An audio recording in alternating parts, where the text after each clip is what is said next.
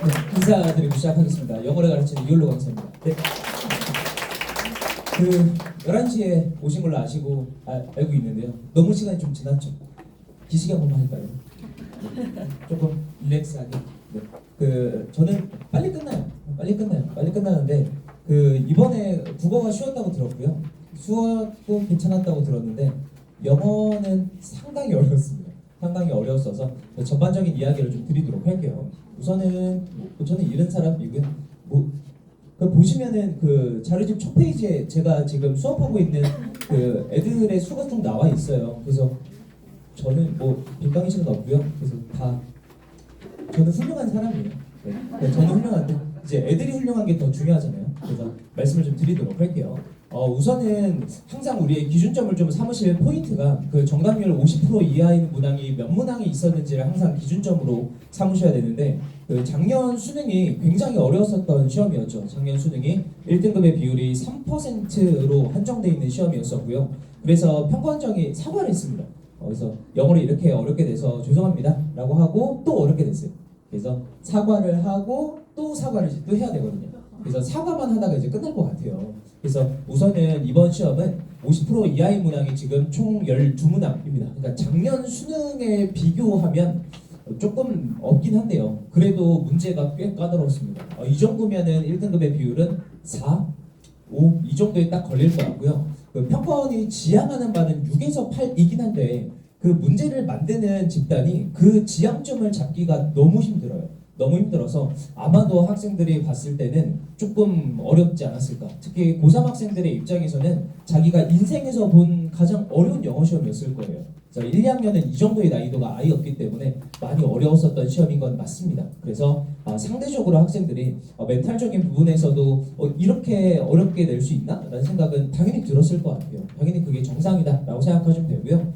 우리가 킬러 문항에 대한 것을 계속적으로 배제하겠다라고 하는데 배제가 안 되고 있고 안 될 것 같아요. 안 될 것 같아서 그냥 포기하시면 좋을 것 같아요. 알겠죠? 그래서 그렇게 하시면 좋을 것 같고 작년에 대한 데이터를 우리가 확인하실 필요가 있는데 작년에 1등급이 6월에 19%였어요. 그러니까 항상 어떻게 생각하셔야 되냐면 이 6월 시험은 항상 기준점이 되는 시험이거든요. 재작년에도 보시면 1%대였어요. 1%대였다가 19% 그래서 6월 시험은 지금처럼 실험적인 시험이 맞아요. 그래서 재작년과 작년에도 비교하시면은 9월에 다시 조정하고 조정 그리고 작년에도 조정하고 조정 이렇게 될 거예요. 그래서 6월 시험보다는 9월 시험이 평이하게 나올 것 같긴 한데 이게 섣부른 예측은 좀 어려워서 항상 우리가 어떻게 생각하셔야 되냐면 그냥 지금 6월에 대한 난이도가 수능에 나와도 우리가 문제를 풀 수 있어? 라는 걸로 대비를 하시는 게 맞습니다. 이렇게 생각을 좀 해주시면 될 것 같고 조금 더 말씀드리면 작년 수능과 비슷하지만 조금은 쉬웠다라고 생각하시면 되고 비유적이고 추상적인 지문들이 중간중간 좀 있어서 학생들의 입장에서는 좀 난해했을 것 같아요. 그러니까 지문에 대한 것을 이해하는 것과 문제에 대한 것에 정답을 맞추는 두 가지의 포인트에서 지문에 대한 이해가 조금은 힘들었었던 게 당연히 있고요. 명시적 단서라고 이야기하는 건 이번 문제에서 36번과 37번에 대한 순서 문제 두 문제가 있는데 이 두 문제가 다 명시적인 단서라고 이야기하는 연결사, 대명사, 지시어가 삭제가 됐습니다. 학생들이 1, 2학년 때 문제를 푸시면은 연결사, 대명사, 지시어가 나와 있어서 조금은 편하게 갖고 갈 수 있었을 텐데 이번 시험은 그게 싹 다 빠져 있기 때문에 학생들은 좀 생소하게 바라볼 수 있었던 시험이다라고 생각하시면 되고요. 구문이랑 단어도 지금 몇 가지를 제가 적어드렸는데 이게 31번에 대한 정답으로 나왔던 단어였었고요. 그리고 여기 나왔었던 established라는 요 표현에 대한 것을 모르면 두 가지에 대한 대조점을 확인하는 게 조금 어려웠었던 자리라서 학생들의 입장에서는 특히 여기 나왔었던 underserved라고 이야기하는 것이 40번 요약문의 B파트의 정답으로 나왔던 단어인데 이 단어는 학생들이 아마 태어나서 처음 봤을 것 같아요. 그래서 이런 단어가 정답에 대한 선택지로 나와 있기 때문에 학생들의 입장에서는 꽤나 까다롭지 않았을까라는 생각이 들고요.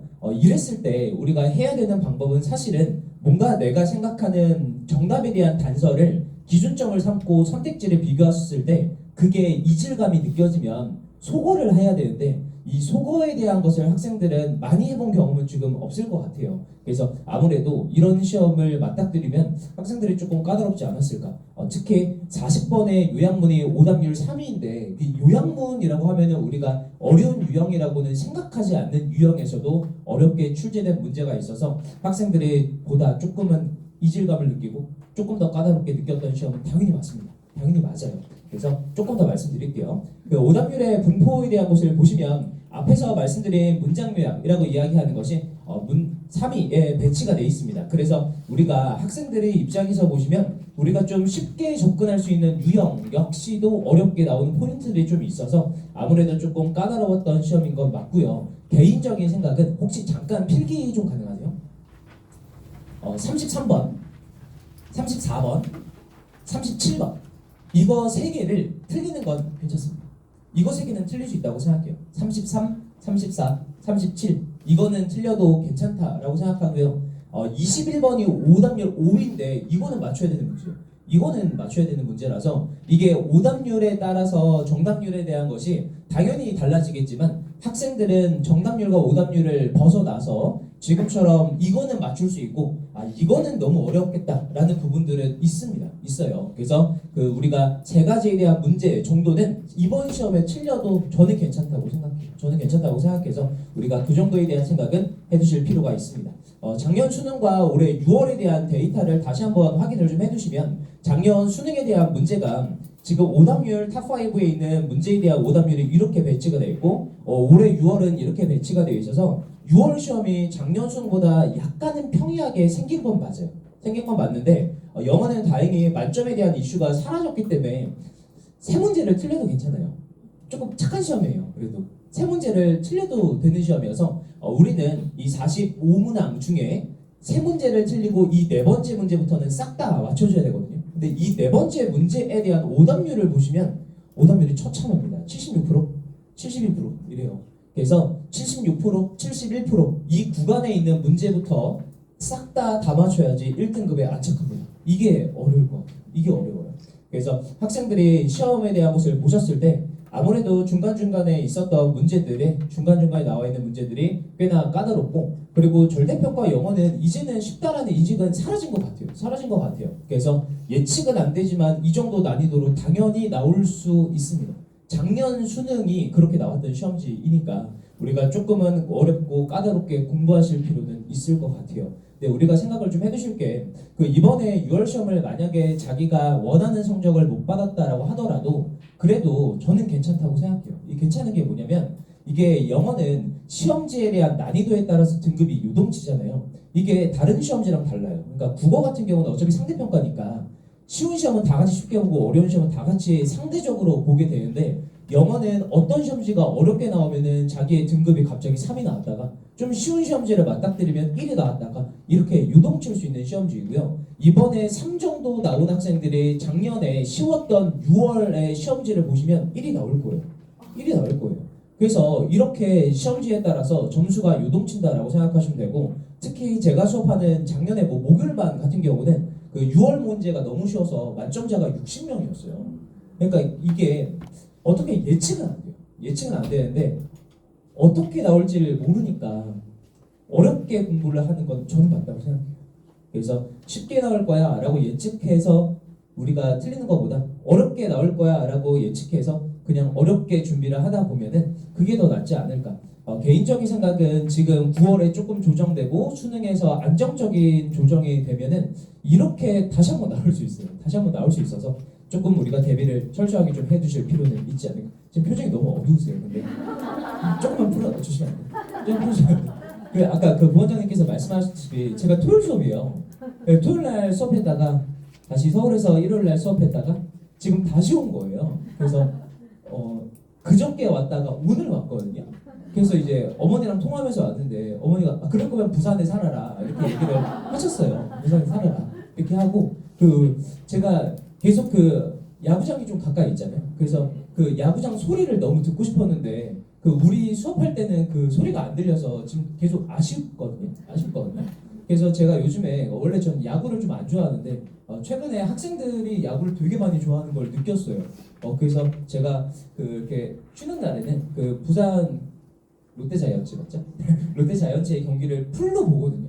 그래서 8회 부산갈매기 노래가 나오더라고요. 그래서 같이 뭔가 약간 이렇게 동화된 느낌이 좀 있어서 좀 이렇게 친밀감을 느끼고 있긴 한데 어저께도 졌어요. 어저께도 졌고 그저께도 졌고 그 전날에도 졌어요. 뭐 하는 친구들인지 모르겠는데 저는 그렇거든요. 이게 제가 영어 강사니까 저는 영어를 잘해야 되잖아요. 그럼 야구 선수도 야구를 잘해야 된다고 생각하는데 그게 쉽지는 않은 것 같아요. 네. 그래서 우선 이렇다라고 생각하시면 되고요. 점검하실 포인트가 있습니다. 우선 첫 번째로 듣기를 틀렸는지를 우선 확인하셔야 됩니다. 듣기를 틀렸는지. 듣기는 단 한 문제도 틀리면 안 됩니다. 이건 너무 쉬운 파트예요. 이거는 정답을 맞추기도 쉬운 파트이고요. 듣기는 절대로 틀리면 안 됩니다. 듣기를 하나를 틀리는 순간 등급의 확보가 안 될 거예요. 그래서 듣기에 대한 것을 다시 한번 확인하실 필요가 있는데 듣기는 근데 이미 세팅이 좀 돼 있어요. 듣기는 책이 2권 있거든요. 혹시 듣기를 틀리는 학생이 있다면 첫 번째는 순특강 영어 듣기라는 책이 있고요. 그리고 여름에 나오는 수능 완성의 실전편 5회분에 대한 듣기가 있는데 양이 엄청 작습니다. 수능 완성은 작아요, 양이. 그리고 수능특강 영어 듣기는 양이 조금 있는데 거기에서 뭘 생각을 하셔야 되냐면 내가 모르는 거는 무조건 안 들려요. 그래서 스크립트에서 내가 아는 표현들에 대한 것을 다 확인해야 되는 작업이 1차적으로 좀 이루어져야 되는데 만약에 그게 귀찮을 수 있잖아요.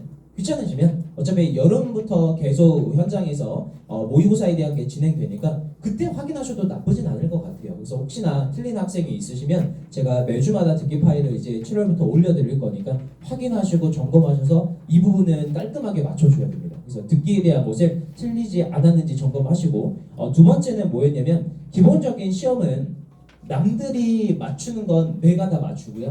남들이 틀리는 거에서 내가 몇 개를 더 맞춰야 되는 거예요.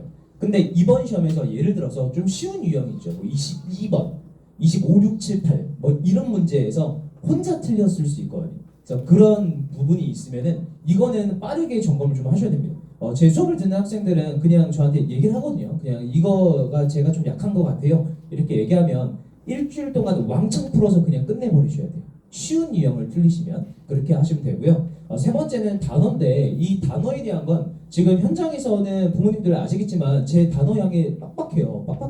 단어도 있고 수어도 있고 이래서 학생들이 좀 빡빡하게 보내는데 이게 몇 바퀴 돌리면 처음 볼 때는 까다롭지만 두 번째 볼 때는 편해져요. 그리고 세 번째 볼 때는 더 편해집니다. 이 과정에 대한 것을 축적해 두실 필요가 있다라고 생각하시면 되고 정확한 전략이 있는지 그리고 약점에 대한 것이 무엇인지 이번 시험에서 확인을 좀 제대로 하실 필요가 있습니다. 학생들이 항상 매주 시험에 대한 것을 이제 볼 텐데 이걸 할 때마다 우리가 생각해야 되는 것은 왜 틀렸는지 보다 중요한 건 내가 지금 갖고 있는 실력에서 어떻게 하면 맞출 수 있는지를 점검하는 게 더 중요해요. 왜 틀렸는지보다 내가 똑같은 실력으로 어떻게 하면 이 문제를 맞출 수 있는지에 대한 교정 작업이 필요해서 그 교정 작업에 대한 것이 이후에 커리큘럼에서 지속적으로 우리가 체크해야 될 부분이다. 이렇게 생각해 두시면 될 것 같습니다. 그렇게 보시면 되고요. 수업에 대한 이야기는 간략하게 좀 드릴 건데 우선은 7월부터 해야 되는 건 시드인제 서바이벌을 할 건데요. 서바이벌을 하는 가장 궁극적인 이유는 지금 만든 시험지에서 가장 괜찮아요. 가장 괜찮아서 서바이벌을 하는데 매주마다 실전처럼 생각을 해두시면 좋을 것 같습니다. 그래서 매주마다 우리가 70분 동안 풀셋 보고 해설하고 이렇게 빠르게 좀 진행이 된다라고 생각하시면 되고 학생들이 뭐에 대한 것에 초점을 좀 맞출 거냐면 이 지문에서 이 부분에서 이런 반응을 했어. 이 부분에 있어서 너는 이거를 확인했어 라는 것을 지속적으로 좀 확인을 할 겁니다. 이번에 제가 6월 해설할 때도 이렇게 이야기를 좀 드렸거든요. 예를 들어서 23번에 나와 있는 스몰 애니멀즈와 라지 애니멀즈에 대한 두 가지 측면을 보고 대조라는 걸 인식했어. 24번에 1950년대 이전과 이후에 대한 두 가지 축을 나눴어 라는 것을 계속적으로 말씀드리는 이유는 너희들이 시험장에서 이 자리를 봤을 때 어떻게 반응하고 어떻게 움직여야 되는지에 대한 것을 계속적으로 말씀을 드리고 있어요. 그래서 그 부분에 있어서 학생들이 지금처럼 시험장에서 저하고의 뇌가 동기화가 되는 게 가장 중요할 것 같아요. 그래서 그 부분에 있어서 우리가 시험장에서 반응해야 되는 것을 확인할 거고 그리고 시험장에서 시간의 배분은 어떻게 할지에 대한 것을 계속적으로 연습한다라고 생각하시면 좋을 것 같습니다. 그렇게 보시면 되고요. 그 매일매일 해야 되는 주간지가 제공이 되는데 이 주간지에 대한 게 뒤에 보시면 이게 양이 이 정도 됩니다. 그 시즌 네 번째가 8주 동안인데요. 그 8주 동안 이만큼을 하는데 그 우선은 매년마다 학생들한테 제공하는 부분이어서 이 매년마다 이 정도에 대한 분량을 학생들이 하는데 시간이 생각보다 오래 걸리지 않습니다. 생각보다 오래 걸리지 않아요. 그래서 이 정도에 대한 연습과 체화가 들어간다라고 생각하시면 되고 제 모의고사랑 그리고 제가 우리 연구실에서 만든 기본적인 하프 모의고사 형태에 대한 문제가 쭉 제공이 됩니다. 그래서 우리가 6월까지 해서 기출을 처음부터 끝까지 한번 싹 정리했어요. 7월부터는 기출이 아니라 생소한 문제로 다시 한번 주간지에 대한 구성이 전개된다라고 생각하시면 되고 앞에 나와 있는 건 학생들이 문제를 틀리는 거를 저희가 줘요. 그래서 학생들이 오답노트 하실 필요가 없습니다. 그래서 수업이 끝나면 틀린 문항을 저희가 모아서 줍니다. 그래서 매주마다 학생들이 틀린 문항을 다시 한번 볼 수 있게 이렇게 전개가 된다라고 생각하시면 되고요. 그 수강후기가 4페이지부터 쭉 있는데요. 오랜만이에요. 제가 지금 설명회가 우리 겨울에 한번 뵀었고 그리고 지금 두 번째 봐요. 우리 왜 이렇게 안 봐요? 우리 좀 자주 봐야 되는 거 아니에요? 그래서 그렇게 되고 있습니다. 그래서 수강후기에 보시면은 제가 어떤 사람인지 이렇게 좀 나와 있는데 수강후기에 보시면 이게 작년 수능을 본 학생들의 수강후기예요. 그래서 작년 수능을 본 학생들의 수강후기에 대한 것을 보시면 그런 거 좀 있어요. 여름에 무슨 말도 안 되는 거에 합류했는데 어떻게 됐다 이런 거 있는데 제가 좀 우려되는 건 제 수업을 안 듣고 계시는 학부모님들 있잖아요. 좀 저는 비이성적이다고 생각하긴 하는데 네, 그렇긴 하는데 거기에 보시면 여름에 무슨 5로 시작해서 수능에 1 이런 학생들이 있거든요. 이거는 제 수업을 들어서 그렇게 되는 건 아닌 것 같아요. 걔가 열심히 한 거예요. 걔가 진짜 열심히 한 거예요. 그래서 이게 당연히 저야 최선을 다하고 열심히 하고 저는 잘하죠. 저는 잘하는데 이 학생들이 이랬으면 좋겠어요. 항상 선생님들끼리 우리는 무슨 얘기를 좀 하냐면 우리가 시키는 것만 하면 다 되는데 왜 우리가 시키는 걸 안 하지? 이렇게 말을 많이 하거든요. 그래서 그냥 시키는 것만 계속하면 돼요. 현장에 있는 학생들은 제가 매일 이제 매주마다 이야기한 게 뭐냐면 너네들의 고민이 생각보다 시간이 해결해 주는 게 많을 거예요. 지금 갖고 있는 고민들이 시간이 지나고 스노우볼이 뭉쳐지면서 해결되는 게 되게 많아져요. 그냥 시간이 가기만 하면 해결이 되는 게 있는데 학생들은 조급하거든요. 조급한데 조급함을 버리고 그냥 시간만 기다리시면 그냥 가면 돼요. 그냥 9월까지 기다리고 수능까지 기다리고 이러면 성적은 나와요. 성적은 나오는데 그 기간까지가 기다리는 게 좀 어렵다라고 생각이 좀 들어요. 그래서 꾸준하게 체화하고 반복하는 작업을 제가 할 거니까 그렇게 확인을 좀 해주시면 될 것 같습니다. 마지막으로요. 지금 이렇긴 한데요. 저는 이제 고1, 2 수업을 아예 안 해요. 저는 고3 수업만 해요. 그래서 고3 수업만 해서 지금 이렇게 보시면은 인원이 상당히 많습니다. 그리고 제가 서울 이외에 수업을 하는 거 이거 한 타임밖에 없고요. 나머지는 다 서울에서 수업이 지금 진행되고 제가 올해 부산이 첫 해예요. 그래서 처음에 왔는데 너무 좋았거든요. 애들이 너무 귀여워요. 우선 애들이 너무 귀엽고 제가 이제 애들한테 저는 누구야 이렇게 부르면 학생들이 좀 싫어해요.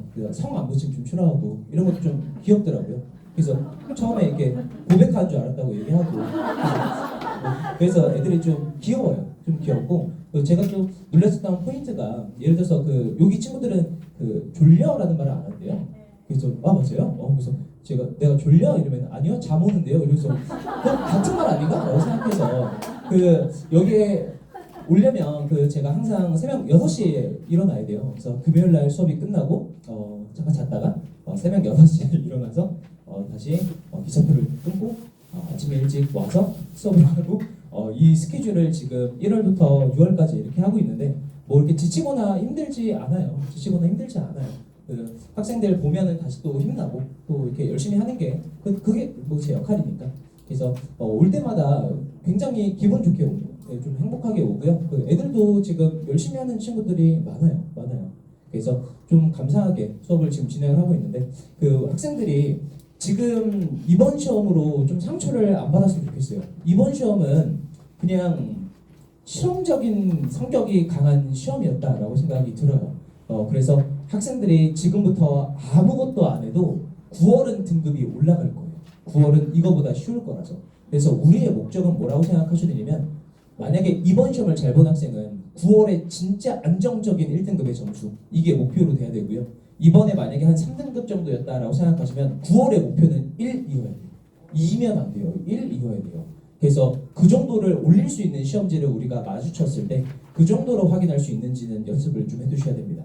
현장에서는 쉽게 안 갈 거예요. 현장에서는 어렵게 가고요. 부딪힐 거고요. 힘들게 할 거예요. 힘들게 할 건데 학생들이 9월에 안정적인 점수를 좀 받아서 좀 힘을 좀 냈으면 좋겠어요. 힘을 내서 수능에는 당연히 인생 가장 높은 점수를 맞출 수 있게 최선을 다하도록 하겠습니다. 이상으로 마치겠습니다. 감사합니다.